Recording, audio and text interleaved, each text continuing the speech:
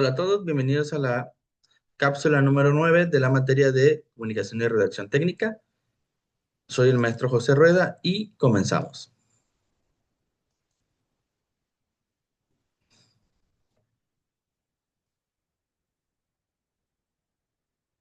Muy bien, como les comentaba, cápsula 9. Ahora vamos a hablar sobre la estructura del informe técnico. ¿Qué es la estructura del informe técnico? Bien, el informe técnico en general vamos a entender que es un documento escrito en el que se presenta de manera clara y ordenada los resultados de una investigación, práctica profesional, experimento o proyecto realizado. En ese sentido, su finalidad no es simplemente narrar hechos, sino exponer información especializada de manera objetiva y verificable. En el ámbito académico, científico y profesional, constituye una de las herramientas de comunicación más importante, ya que permite transmitir conocimientos, dejar evidencia el trabajo realizado y servir como base para la toma de decisiones.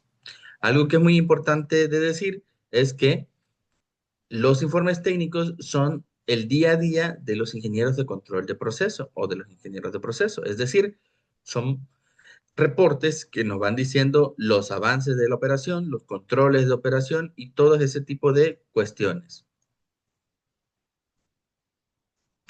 La importancia de un informe técnico va a radicar en la capacidad para comunicar hallazgos de manera eficiente a una audiencia determinada, que puede ser un superior jerárquico, una empresa, un comité académico o un cliente externo, o incluso los subalternos o los subordinados. Es decir, los informes técnicos o los reportes técnicos van a poder presentársele a cualquier persona que necesite conocer el contenido de ese reporte.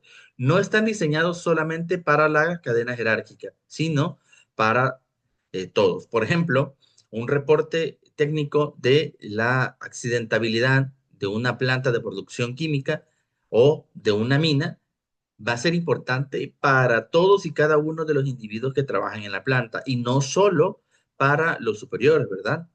Este reporte no va a buscar nunca persuadir, sino más bien informar con precisión y con claridad. Gracias a su estructura formal, permite organizar la información de tal manera que el lector encuentre con rapidez los datos más relevantes, además de garantizar la transparencia en los procesos y brindar un respaldo documental en caso de futuras consultas o auditoría. Básicamente, los informes técnicos van a permitir que podamos tomar las decisiones informadas y sobre todo que en caso de ocurrir situaciones similares se pueda tomar una decisión con base a la experiencia. Muchos informes técnicos se guardan porque también sirven de referencia para elaborar documentos de calidad. En la clase pasada hubo un concepto que yo les mencioné que se llamaba la prueba de molino. La prueba de molino, perdón, en metalurgia es una prueba que se le hace a la placa de fundición o al final de una fundición para determinar las propiedades químicas y su composición. ¿De qué? De la mezcla que se haya utilizado para elaborar las piezas. Entonces, un informe técnico, por ejemplo, nos va a decir cuál fue el resultado de eso, además del número que corresponde.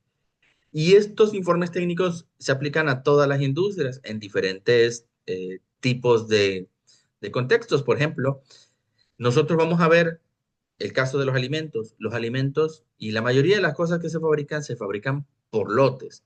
Entonces, tú vas a ver un número de identificación de lote. Ese número de identificación es rastreable hasta un nivel de reporte de fabricación.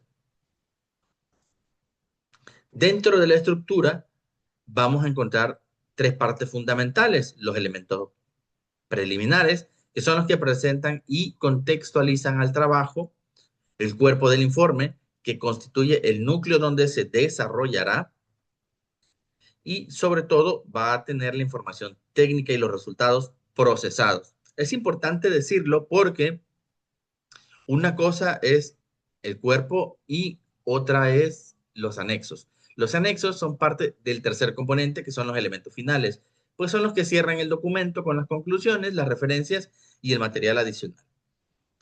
¿Cuál es la diferencia? En el cuerpo tú vas a encontrar la información medular, es decir, ya procesada, mientras que en los elementos finales y específicamente en los añadidos como anexos, vas a encontrar la información bruta tal cual se haya obtenido.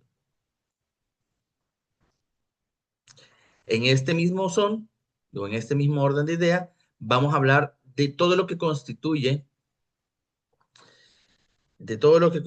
los elementos preliminares.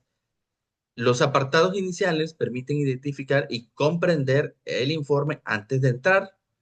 Lo primero que tienes dentro de los elementos preliminares es la portada, que siempre va a incluir el título, el autor, es decir, quien elabora el reporte, la institución o la empresa, la fecha, va a tener también un índice y va a organizar secciones y páginas, ¿verdad?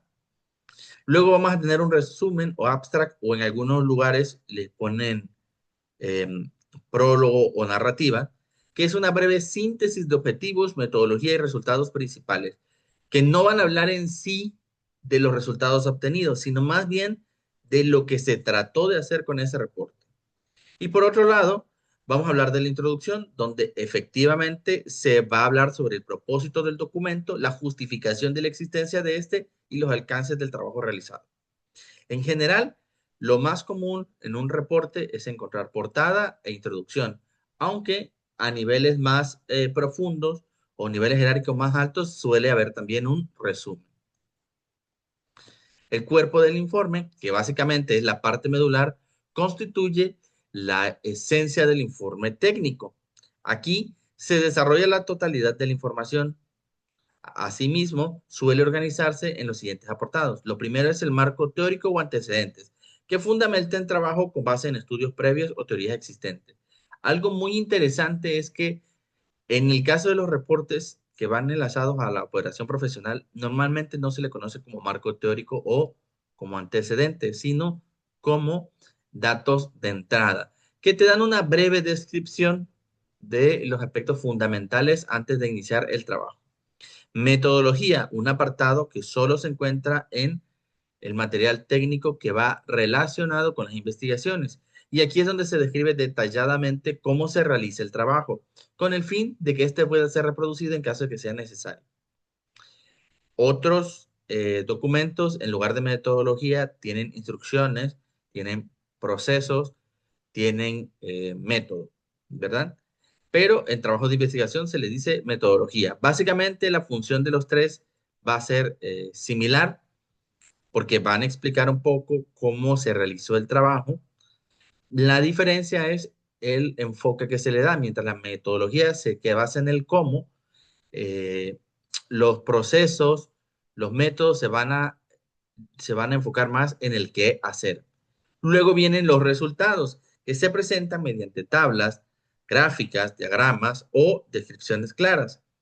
También suele incluirse discusiones o análisis en el que se interpretan los resultados, se comparan con la literatura y se extraen conclusiones parciales. La literatura no necesariamente tienen que ser libros de texto o libros de investigación.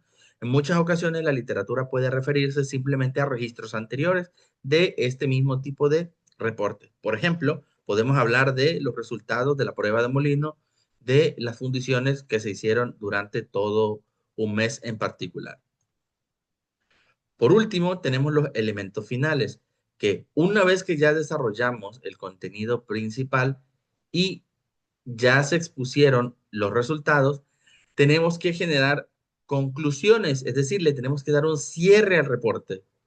Este cierre se da por medio de cuatro bloques. El primero que son las conclusiones, que básicamente es hablar de los hallazgos y las conclusiones informadas que podemos tomar a través de la relevancia de los datos. Las recomendaciones que, a diferencia de las conclusiones lo que hacen es decir qué pasa. Las recomendaciones, o más bien qué pasó, las recomendaciones van a explicarte cómo podrías hacer para tener mejores resultados. Por ejemplo, si se habla de una fundición en la que no se logró el contenido de magnesio deseado o se logró, pero con contaminaciones importantes o con retrasos importantes en las recomendaciones, seguramente habrá algo que nos diga, mira, tendrías que trabajarlo a tal temperatura, tendrías que usar este otro tipo de proceso, en fin, diferentes situaciones que nos permitan cambiar de alguna manera el resultado a algo más favorable. O bien, recomendaciones de cómo mantener lo que ya se está haciendo bien. Por ejemplo, que te recomiende mantener los registros, que te recomiende eh, registrar con una periodicidad determinada.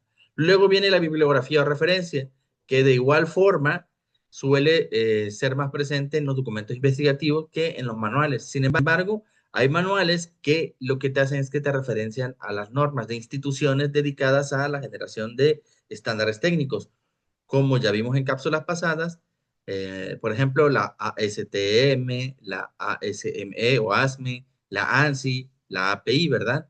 O incluso la ISO, dependiendo el documento o el proceso que se esté evaluando. Y por último, tenemos los anexos, que integran información complementaria como cálculos extensos, planos, fotografías, códigos, etcétera. Todos estos elementos le van a dar una validez al informe y garantizan su transparencia. Además, que cabe señalar que le van a dar de alguna manera, sobre todo la parte de anexos, le van a dar un soporte, ¿verdad?, de evidencia documental directa a el proceso. El estilo de lenguaje en la redacción tiene que ser un estilo claro, conciso, preciso, impersonal, es decir, no debe haber ninguna opinión, solo se debe hablar de los resultados, coherente y bien estructurado. La adecuada elección de palabras va a ser esencial para asegurar que la información que se presente y que se interprete pueda ser procesada adecuadamente por la audiencia, especialmente cuando se trata de conceptos técnicos o científicos. Una de las ventajas de una correcta estructuración es la adecuada organización del informe técnico, presentando múltiples beneficios, como la facilidad de la comprensión de los resultados, que tiene un documento o se genera un documento con un respaldo real y efectivo que permite réplica al trabajo siguiendo la metodología descrita. Es decir, en caso de que alguien intente replicar los resultados de algo que nosotros hicimos y de lo que elaboramos un reporte y no lo obtiene, quizás o ellos hicieron algo mal o nosotros hicimos algo incorrecto. Pero esa replicabilidad va a permitirnos identificar si existe alguna discordancia, ¿verdad? Asimismo, refuerza la credibilidad del autor y de la institución y sirve como evidencia para el cumplimiento académico, científico y profesional. Además, que es importante decir que con los temas relacionados a la calidad, muchos de los reportes técnicos sirven como evidencias o soportes, sobre todo cuando se trata de examinar el origen de las cosas. Por ejemplo, eh, una tele viene identificada con su lote, con su número de serie y ese tipo de cuestiones. ¿Esto qué es lo que le permite? Bueno, le permite que si tú necesitas averiguar de qué lote vino, cuándo se hizo, cuánto se tardó en hacer, esa información va a estar disponible con solo ubicar el lote. Y en ese sentido, pues tendremos respuestas más efectivas. Así, como reflexión final, podemos decir que la estructura de los informes técnicos es fundamental para garantizar que la información sea presentada de manera clara, precisa y útil. Al dividirse en los elementos preliminares, el cuerpo y finales, se asegura un orden lógico y sobre todo una lectura con un nivel de coherencia estandarizado. En el ámbito de la ingeniería y el ámbito científico, esta herramienta se convierte en la base del documento para el desarrollo de proyectos, la validación de resultados y la toma de decisiones. Además que, en cierto modo, es un apoyo de veracidad, es decir, le da cierto soporte a todos esos trabajos. Por ello, dominar su estructura y estilo es una competencia indispensable en la formación de profesionales y para la práctica laboral. Bien, eso es todo por la cápsula número 9. Nos vemos en la siguiente.